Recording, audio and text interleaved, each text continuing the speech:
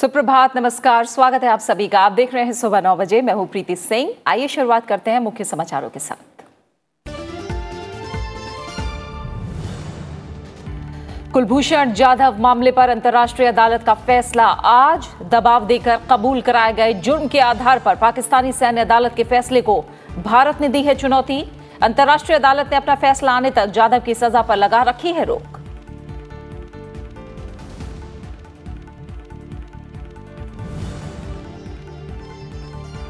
कर्नाटक के 15 बागी विधायकों के इस्तीफे पर सुप्रीम कोर्ट आज सुनाएगी फैसला। याचिका में इस्तीफा स्वीकार करने के लिए विधानसभा अध्यक्ष को निर्देश देने की मांग। विधानसभा में कल होगा कुमारस्वामी सरकार का शक्ति परीक्षण।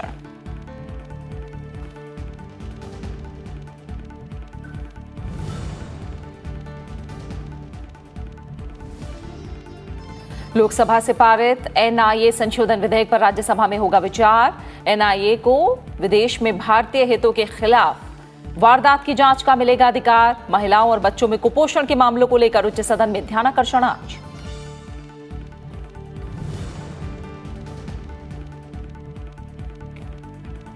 और ग्रामीण विकास, कृषि और किसान कल्याण मंत्रालय के अनुदान मांगों पर लोकसभा में चर्चा आज भी रहेगी जारी। मौजूदा सत्र में दूसरी बार रात 11:59 तक चली सदन की कार्यवाही।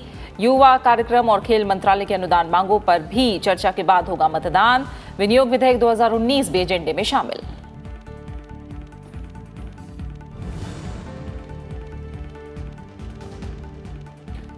और बाढ़ की चपेट में असम के सभी 33 जिले। केंद्र ने आपदा प्रबंधन के लिए करीब 252 करोड़ रुपए किए जारी।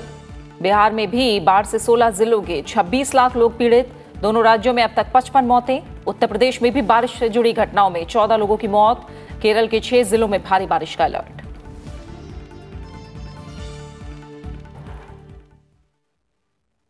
इंटरनेशनल कोर्ट ऑफ जस्टिस भारतीय नागरिक कुलभूषण जाधव से जुड़े मामले में आज अपना फैसला सुनाएगा। दबाव वाले कबूलनामे के आधार पर पाकिस्तान की एक सैन्य अदालत द्वारा जाधव को मौत की सजा देने के फैसले को भारत ने आईसीजे में चुनौती दी है। द हेग के पीस पैलेस में आज भारतीय समय अनुसार शाम 6:30 बजे सार्वजनिक सुनवाई होगी, जिसमें प्रमुख न्यायाधीश अब्दुल कावी अहमद यूसुफ फैसला पढ़कर सुनाएंगे। इस चर्चित मामले में फैसला आने से करीब 5 महीने पहले न्यायाधीश यूसुफ की अध्यक्षता वाली आईसीजे की 15 सदस्यीय पीठ ने भारत और पाकिस्तान की मौखिक दलीलें सुनने के बाद 21 फरवरी को अपना फैसला सुरक्षित रखा था। इस मामले की कार्यवाही पूरी होने में 2 साल और 2 महीने का वक्त लगा। आईसीजे की 10 सदस्यीय पीठ ने 18 मई 2017 को पाकिस्तान को जाधव की मौत की सजा पर अमल से रोक दिया था। इस मामले में भारत का पक्ष रखने वाले हरीश साल्वे ने पाकिस्तान की सैन्य अदालतों के कामकाज पर सवाल उठाए थे और दबाव वाले कबूलनामे पर आधारित जाधव की मौत की सजा निरस्त करने का संयुक्त राष्ट्र की इस अदालत से अनुरोध किया था। पाकिस्तानी सैन्य अदालत ने अप्रैल 2017 में बंद कमरे में सुनवाई के दौरान जासूसी और आतंकवाद के आरोपों में भारतीय नौसेना के सेवानिवृत्त अधिकारी जाधव को मौत की सजा सुनाई थी। जाधव की सजा पर भारत ने कड़ी प्रतिक्रिया दी थी।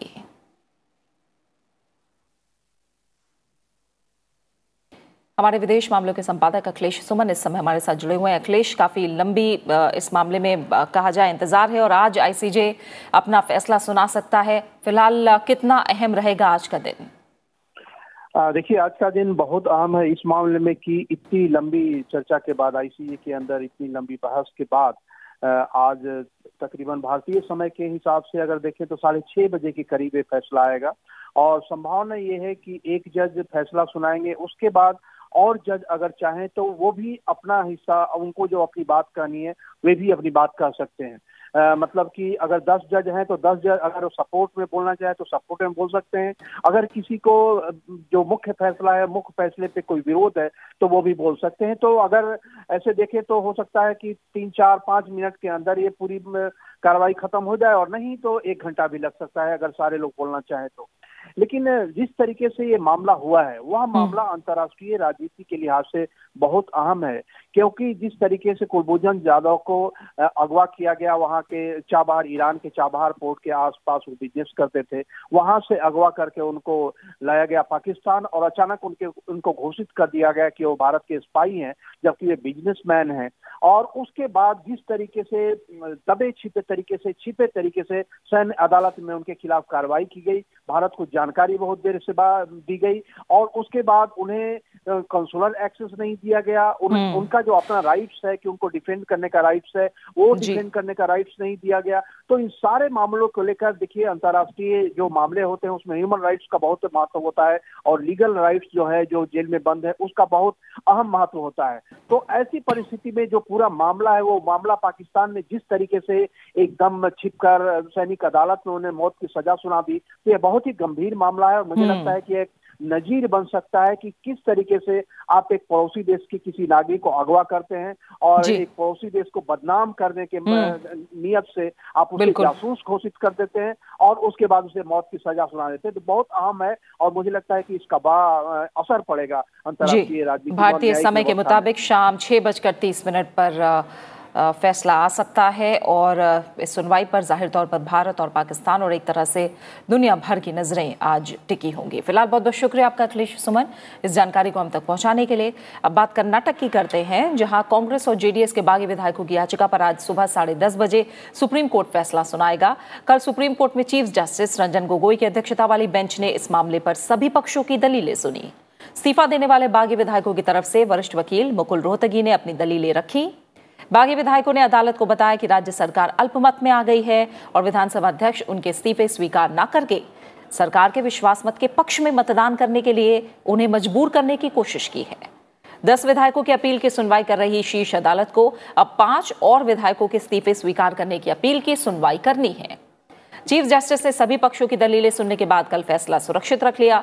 इस बीच कर्नाटक विधानसभा के अध्यक्ष के.आर. रमेश कुमार ने कहा है कि वो संविधान के मुताबिक काम कर रहे हैं और अपना दायित्व निभा रहे हैं। उन्होंने कहा कि अदालत के फैसले को देखने के बाद ही इस बारे में वो कोई निर्णय लेंगे। कर्नाटक में जारी राजनीतिक संकट के बीच गुरुवार यानी 18 जुलाई को कुमारस्वामी सरकार विश्वास मत साबित करेगी। कांग्रेस और जेडीएस विश्वास मत से पहले इस्तीफा देने वाले विधायकों को मनाने की कोशिश में जुटे हैं। वहीं बीजेपी की ओर से कुमारस्वामी सरकार से इस्तीफा देने की मांग की गई है।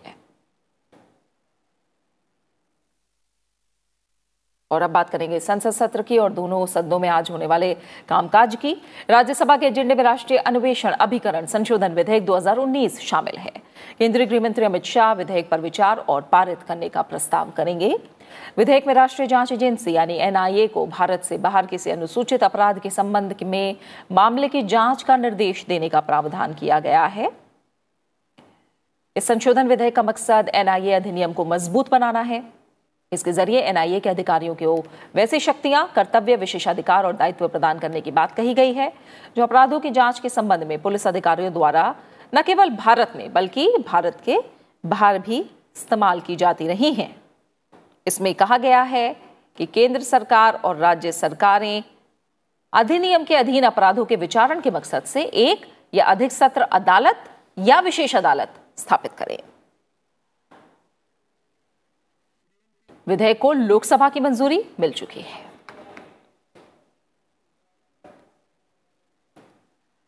राज्यसभा के एजेंडे में आज महिलाओं और बच्चों में कुपोषण के मामलों पर ध्यानाकर्षण भी शामिल है। सांसद कहकशा परवीन, जया बच्चन और विजला सत्यानंद पोषण अभियान के विशेष संदर्भ में इस मामले की तरफ महिला और बाल विकास मंत्री का ध्यान दिलाएंगी। राज्यसभा की प्रक्रिया और कार्य संचालन के नियम 180 में ये उपबंध है कि कोई सदस्य सभापति की पूर्व अनुमति से अविलंबनीय लोक महत्व के किसी विषय पर मंत्री का ध्यान दिला सकेगा और संक्षिप्त बयान दे सकेगा। संबंधित मंत्री को उस मामले में बयान देना होता है। ग्रामीण विकास, कृषि और किसान कल्याण मंत्रालय के अनुदान मांगों पर लोकसभा में चर्चा आज भी जारी रहेगी। केंद्रीय कृषि मंत्री नरेंद्र सिंह तोमर आज चर्चा का जवाब दे सकते हैं। सदन में कल देर रात तक ग्रामीण विकास, कृषि और किसान कल्याण मंत्रालय के अनुदान मांगों पर चर्चा हुई। कल दोपहर 2:45 पर शुरू हुई चर्चा देर रात 11:59 तक चली। मौजूदा सत्र में ये दूसरा मौका है जब लोकसभा की कार्यवाही इतनी देर तक चली है। इससे पहले 11 जुलाई को भी सदन की कार्यवाही देर रात 11:59 तक चली थी। चर्चा की शुरुआत करते हुए कल कांग्रेस सांसद उत्तम कुमार रेड्डी ने आरोप लगाया कि मौजूदा सरकार कृषि को कम प्राथमिकता दे रही है। वहीं बीजेपी ने बजट की सराहना करते हुए कहा कि इसमें ग्रामीण अर्थव्यवस्था और किसानों के कल्याण को बढ़ावा देने के लिए कई प्रावधान किए गए हैं। एनसीपी सांसद अमोल कोहले ने कहा कि न्यूनतम समर्थन मूल्य स्थानीय स्तर पर तय किया जाना चाहिए क्योंकि उत्पादन की लागत क्षेत्रीय स्तर से भिन्न होती है। The level of real agriculture GDP and real agricultural revenues has remained constant. I'm quoting the economic survey of January 2018. So the growth rate in agriculture income over the first 4 years of NDA government was almost zero. We request the government to tell us how they'll be able to double the farmers' incomes in the balance 3 years. मैं आपको बताऊं कि जब गांव गरीब और किसान मैं आभार व्यक्त करना चाहता हूं। माननीय प्रधानमंत्री जी ने एक बड़ी जिम्मेदारी दी। हमारे मंत्री नरेंद्र मोदी जी के नेतृत्व में मैंने अपनी पूरी टीम के साथ निष्ठापूर्वक पिछले 5 साल तक काम किया है और प्रधानमंत्री जी ने टास्क दिया, गरीबी से गांव को मुक्त करो। और गरीबी से गांव को मुक्त करने के लिए केवल कहा ही नहीं, धनराशि दी। संसदीय कार्य मंत्री और केंद्रीय कृषि मंत्री ने देर रात तक संसद चलने और चर्चा में सांसदों के हिस्सा लेने पर प्रसन्नता जताई है।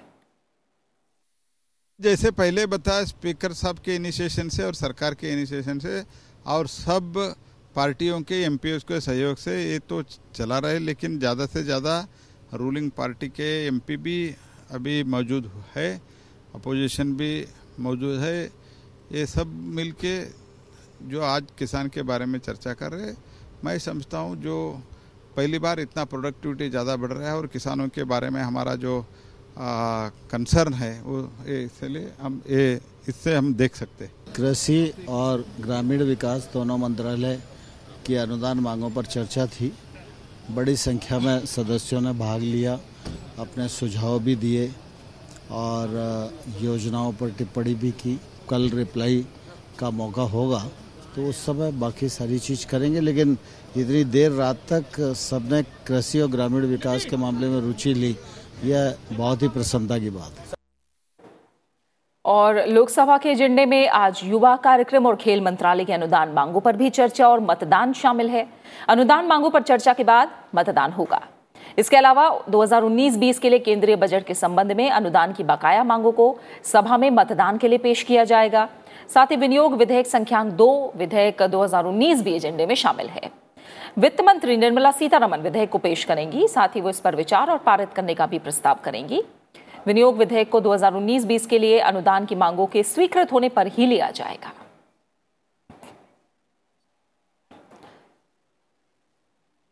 और आज के कामकाज को लेकर ज्यादा जानकारी के लिए फिलहाल हम रुक करेंगे। हमारी संवाददाता कृति मिश्रा फोन लाइन पर हमारे साथ मौजूद हैं। कृति, पहले राज्यसभा के एजेंडे की बात करें तो एनआईए से जुड़ा बिल और साथ ही महिलाओं और बच्चों में कुपोषण के मामले पर ध्यानाकर्षण भी आज शामिल है।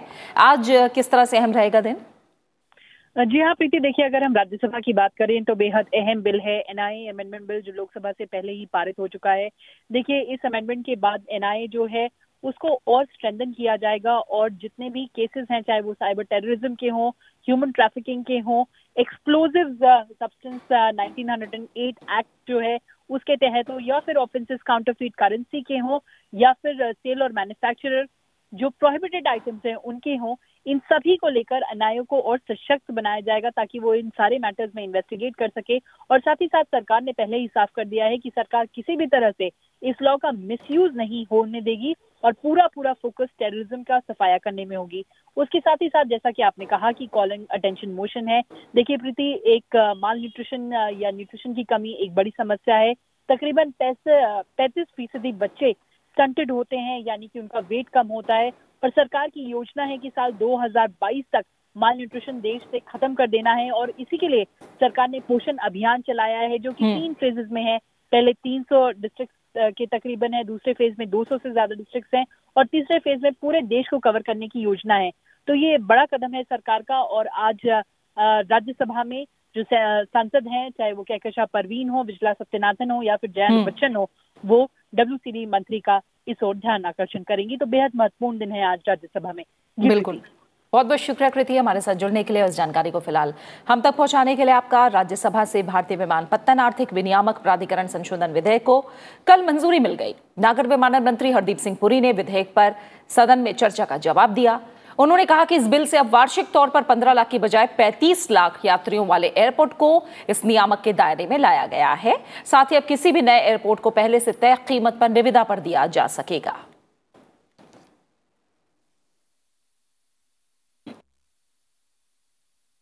After the amendment, 16 airports will still be under the jurisdiction of AERA.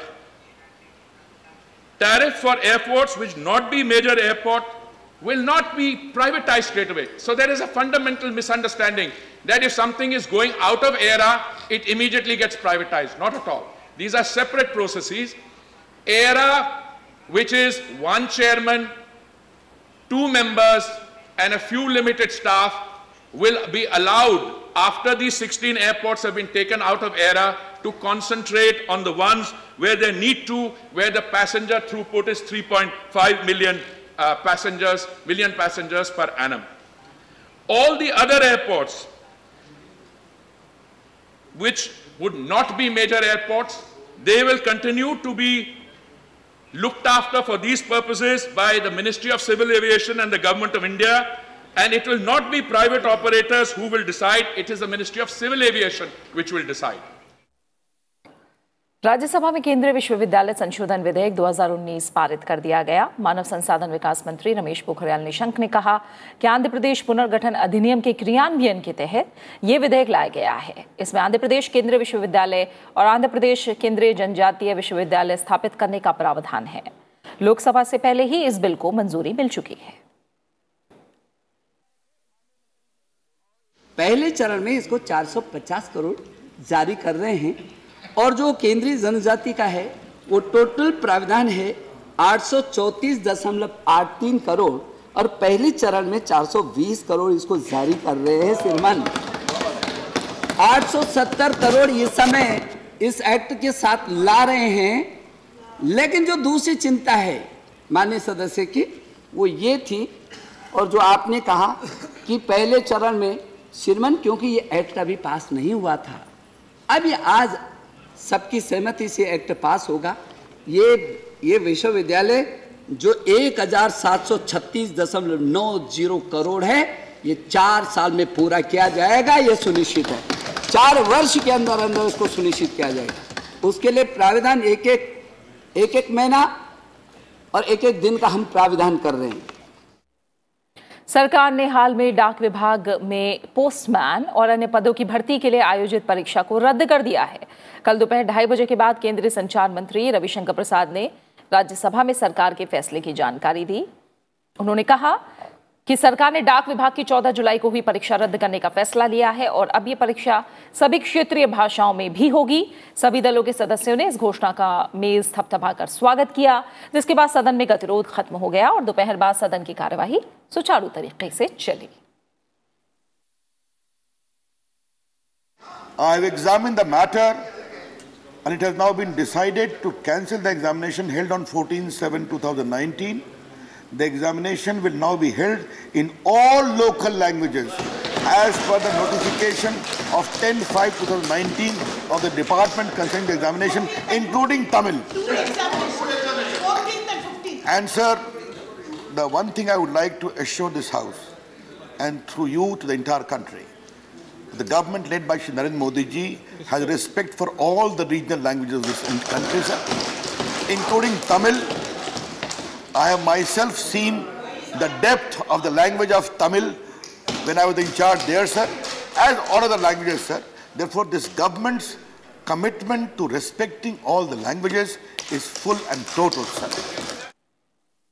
CBDT ने मीडिया में चल रही उन खबरों का खंडन किया है जिनमें कहा गया है कि ITR फॉर्म में बदलाव किए गए हैं। इससे करदाताओं को दिक्कत हो रही है। बोर्ड ने बयान जारी करके कहा कि इन फॉर्म की उपयोगिता सॉफ्टवेयर की प्रक्रिया से रिटर्न दाखिल करके कोई प्रभाव नहीं पड़ा है।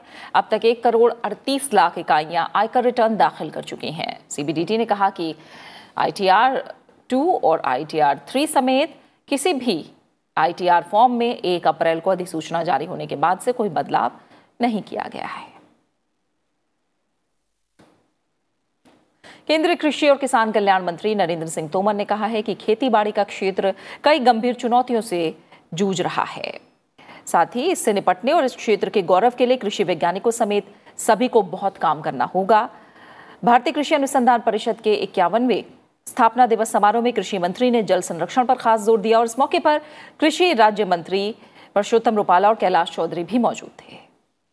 हम लोग जानते हैं आज आसाम भारतीय कृषि अनुसंधान परिषद के 91वें स्थापना दिवस पुरस्कार वितरण और 2 दिवसीय अभिनव किसान सम्मेलन में देश भर के कृषि क्षेत्र के दिग्गजों और किसानों ने हिस्सा लिया।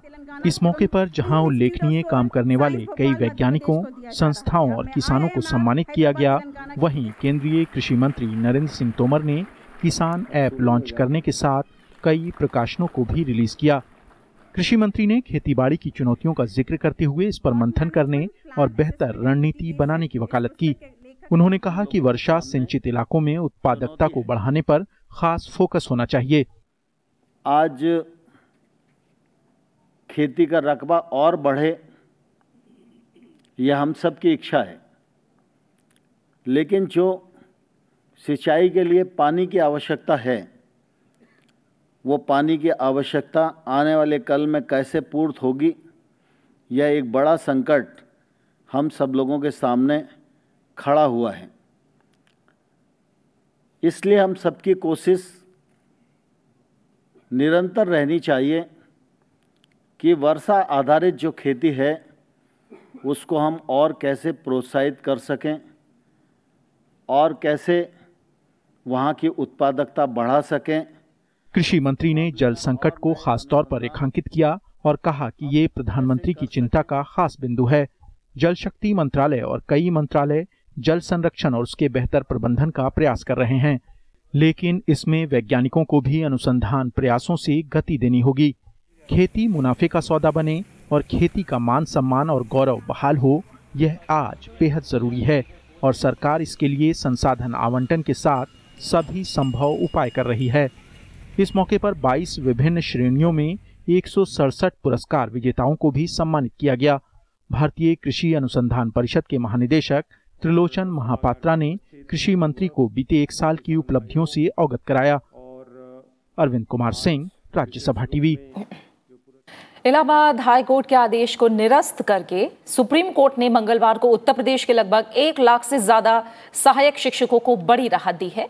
इलाहाबाद हाई कोर्ट ने कहा था कि जिन लोगों का TET रिजल्ट पहले आया और BEd या BTC का रिजल्ट बाद में आया, उनका TET प्रमाण पत्र वैध नहीं माना जाएगा और हाई कोर्ट के इसी फैसले को सुप्रीम कोर्ट ने पलट दिया। दक्षिण दिल्ली से दिल्ली एयरपोर्ट जाने वाले मुसाफिरों को अब राहत मिल पाएगी। मंगलवार से राउतला राम फ्लाईओवर आम जनता के लिए खोल दिया गया है। 2.85 किलोमीटर का ये फ्लाईओवर मुनरिका से शुरू होकर army research and referral hospital तक जाएगा, जिससे आउटर रिंग रोड की तरफ से दिल्ली एयरपोर्ट में जाम से लोग बच सकेंगे। इससे यूपी और हरियाणा के लाखों लोगों को भी लाभ मिलेगा। फ्लाईओवर का उद्घाटन कल दिल्ली के मुख्यमंत्री अरविंद केजरीवाल ने किया। और अब बात बाढ़ और बारिश की। असम में बाढ़ का कहर लगातार बढ़ता जा रहा है। यहां पर बाढ़ से जुड़ी घटनाओं में मरने वालों की तादाद 17 हो गई है। असम के 33 जिले बाढ़ की चपेट में हैं और करीब 43 लाख लोग प्रभावित हुए हैं।